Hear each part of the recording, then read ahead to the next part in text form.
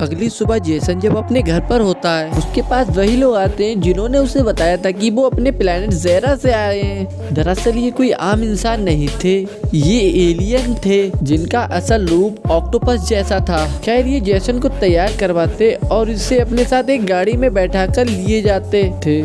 थोड़ी देर बाद गाड़ी आगे आकर एकदम गायब हो जाती है और अपने स्पेस में टेलीपोर्ट हो जाती है, लेकिन ये बात जेसन को नहीं पता होती है कि वो उनके प्लेनेट आ चुका है। मतलब कि वो अपनी इस दुनिया से एलियन की स्पेसशिप में आ जाता है। जब वो आसपास अपने स्पेसशिप की चीजों को देखता है तो वो समझता है कि ये तो वही हमारे पुराने वाले सेट की जैसी है, जैसा कि उसके शो में था। अब यहाँ पर एक एलियन जो कि एक इंसानी रूप में था, क्योंकि अभी भी जेसन को इनकी सच्चाई नहीं पता थी। वो एलियन इसे बताता है कि हमारा दुश्मन हम पे हमला करने वाला है, हमें आपकी मदद की जरूरत है, इसीलिए हम आपको यहाँ पर लेकर आए हैं। वो एलियन जेसन को कमांडर रूम में कमांडर सीट पे बैठाकर सामने टीवी में अपना दुश्मन एलियन सेरिस दिखाता है और कहता है कि यही हमारा दुश्मन है। सेरिस एलियनों से पूछता है कि तुम्हारे पास एक ओमेगा 13 एक सीक्रेट हथियार है जो कि एक मशीन की तरह काम करता है, जो वक्त को बदल सकता है। अगर तुमने मुझे वो हथियार ना दिया तो मैं तुम्हारे लोगों पर हमला कर दूंगा। फिर जेसन इन लोगों को सेरिस पर हमला करने का हुक्म देता है। अब ये सब एलियन जेसन के हुक्म पर चलते हुए सेरिस पर हमला कर देते हैं और अपने दुश्मन को हरा दिया था। जेसन को भी यहाँ पर ये लगता है कि जो फिल्म का शूट चल रहा था वो अब खत्म हो गया है। वो एलियन के कमांड सेंटर से निकलकर कहता है कि काम तो पूरा हो गया, अब मुझे घर जाना होगा। ये एलियन जेरिस से कहते हैं कि हमारे दुश्मन एलियन एरिस ने अगर हम पर दोबारा हमला कर दिया तो हम क्या करेंगे। इस बात पर वो हंस के जवाब देता है और कहता है कि मुझे दोबारा बुला लेना, मैं फिर से आ जाऊंगा। अब ये एलियन जेसन को जाते हुए एक कम्युनिकेशन डिवाइस देते हैं जिससे कि वो उसके संग राब्ते में जुड़े रहें। उसे वापस घर भेजने के लिए एलियन उसे एक कमरे में बंद कर देते हैं। जेसन के जिस्म पर एक लिक्विड नुमा लय बन गई थी। इसके बाद जेसन एक स्पेस एला में चला जाता है कि फिर वो वहाँ पर देखता है कि वो जिस जगह पर था वो सभी एलियंस थे। उनका जो स्पेसशिप था वो असल में एक रियल था और उसे एक टेलीपोर्टेशन की मदद से अपने ही अर्थ पे दोबारा से भेज देते हैं। वो वापस आता है और बहुत ही ज्यादा डरा हुआ था, लेकिन वो अपने दोस्तों के पास जाता है और ये सारी बातें उन्हें बताता है कि मैं एलियनों की स्पेसशिप में गया और मैंने उनके संग एक जंग लड़ी, लेकिन इसकी बात को कोई भी विश्वास नहीं करता है। इधर एलियन की कम्युनिकेशन डिवाइस गिरकर जेसन के एक फैन के साथ बदल जाती है जो कि उसे एलियन ने दी थी, लेकिन उधर एरिस फिर से एलियनों पर हमला कर देता है। फिर एलियन उससे मदद मांगने के लिए अर्थ पर आते हैं। इनकी बातें सुन के बाकी लोगों को लग रहा था कि ये जेसन से किसी नौकरी के बारे में बात कर रहे हैं। ये भी उन एलियन के साथ चलने के लिए तैयार हो जाते हैं और उसके साथ टेलीपोर्ट होकर उनकी स्पेसशिप में आ जाते हैं। ये एलियन अपने असल ऑक्टोपस वाले रूप में थे, जिन्हें देखकर ये सब लोग डर जाते हैं। उसके साथ ही सोचते हैं कि ये जेसन हमें कहाँ ले आया है। तभी वो ऑक्टोपस अपने इंसानी रूप में वापस आ जाते हैं और इन लोगों से माफी मांगते हैं। तभी ग्रुप मेंबर जेसन से पूछता है कि तुम हमें कहाँ ले आए हो। वो बताता है कि हम एक रियल स्पेस असल खला में हैं और ये सब एक एलियन है। जेसन ये सब बातों से बहुत खुश था, मगर उसके ग्रुप के मेंबर बहुत ही ज्यादा डरे हुए और परेशान लग रहे थे। वो कहते हैं कि देखो,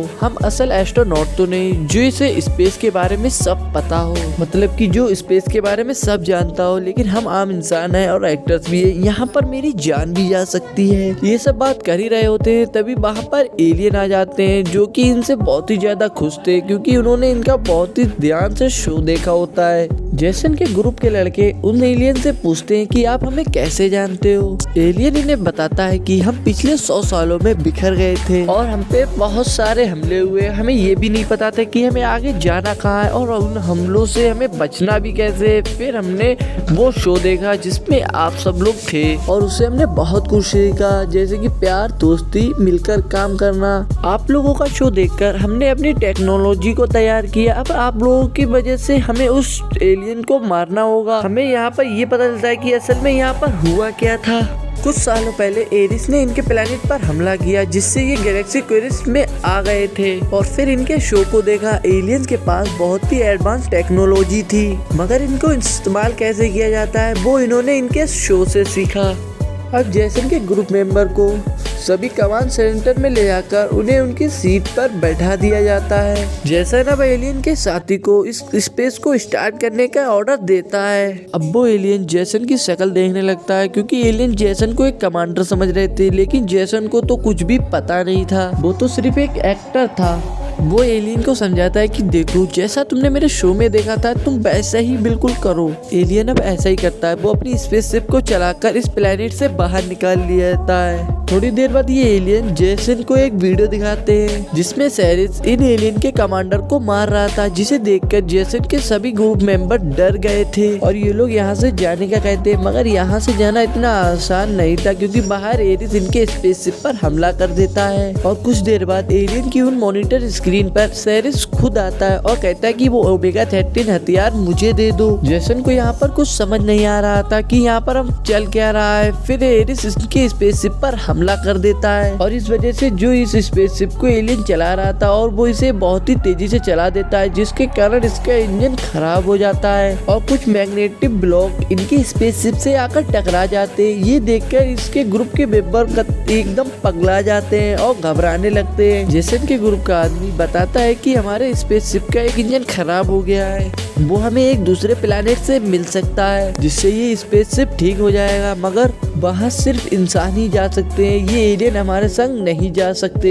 इसीलिए जैसन की पूरी टीम एक छोटी सी स्पेसशिप में बैठकर वहाँ पहुँच जाते हैं। वहाँ पर पहुंचकर ही इन्हें छोटे छोटे एलियन बच्चे नजर आते हैं, जो कि ये बच्चों की तरह दिखाई दे रहे थे। ये थे तो छोटे मगर थे बहुत खतरनाक। अगर इनका कोई भी साथी जख्मी या मर जाता तो ये सब मिलकर उसको खा जाते। जब ये अपने स्पेसशिप के उस हिस्से को ढूंढने लगते हैं जिसे वो यहाँ से लेने आए थे, तभी ये छोटे एलियन उन्हें देख लेते हैं और ये छोटे एलियन इनका पीछा करते हैं, मगर ये लोग अपने इंजन में पहुंच जाते हैं। ये जैसे ही बैठने वाले थे और छोटे एलियन इन पर हमला कर देते हैं। उन्होंने जैसन को पकड़ लिया था और उनकी बाकी की टीम जैसन को छोड़कर वहाँ से निकल जाती है। ये छोटे एलियन जैसन से एक रॉक मॉन्स्टर से लड़ाई करवाते हैं, यानी कि पत्थरों से बने हुए एक बहुत बड़े मॉन्स्टर से। उधर जैसन की टीम जब स्पेसशिप में बैठी होती है तो उन्हें एक टेलीपोर्ट के बारे में पता चलता है, जिससे वो टेलीपोर्ट करके जैसन को वापस अपने पास बुला लेते हैं। इनके स्पेसशिप का जनरेटर भी अब चालू हो जाता है, मगर इसका कंट्रोल अब सेरिस के पास था और उन्हें इसकी सच्चाई के बारे में पता चल गया था कि जैसन और उसकी टीम एक एक्टर्स हैं, कोई एस्ट्रोनॉट्स नहीं। इसीलिए सेरिस ने उन एलियन के ऊपर हमला कर दिया था और सभी एलियंस को एक कमरे में बंद कर दिया था।